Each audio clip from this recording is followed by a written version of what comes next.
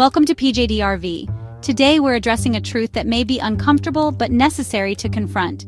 The journey toward true Black freedom and unity remains incomplete until we master the art of genuinely loving, respecting, and uplifting one another.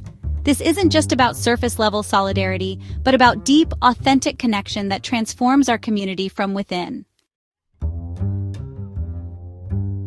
To understand our present challenges, we must acknowledge their historical roots.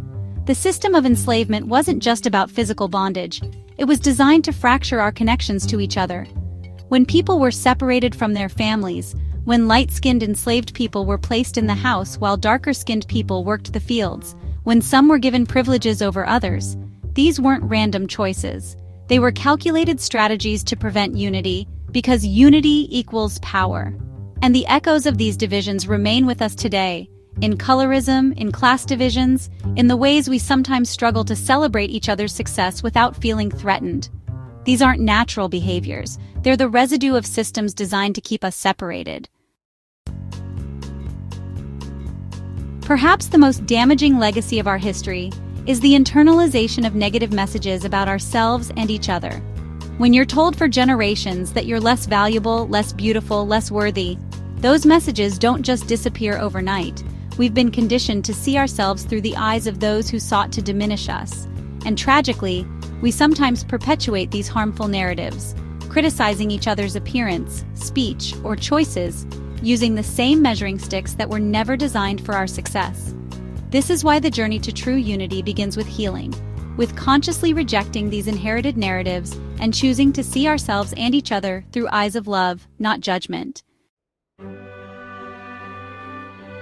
Healing centuries of trauma doesn't happen in a single lifetime.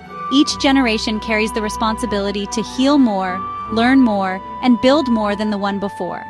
Our grandparents and parents did the best they could with the tools they had. Now it's our turn to do better, to recognize the patterns we've inherited, to heal what we can, and to ensure we pass less trauma and more wisdom to the next generation. This is why it may take several more generations to experience true freedom and unity. Not because we're incapable, but because deep healing takes time. Each generation that commits to this work brings us closer to the promised land of true liberation. One of the most powerful expressions of unity is economic cooperation. The dollar circulates within other communities for weeks or months. In ours, it often leaves within hours. When we pool our resources, support Black businesses, and invest in our communities, we create the foundation for true independence. Economic power translates to political power, educational power, and cultural power. Every time we choose to support a Black business, mentor a Black entrepreneur, or teach financial literacy to our children, we're building toward the economic unity that underpins true freedom.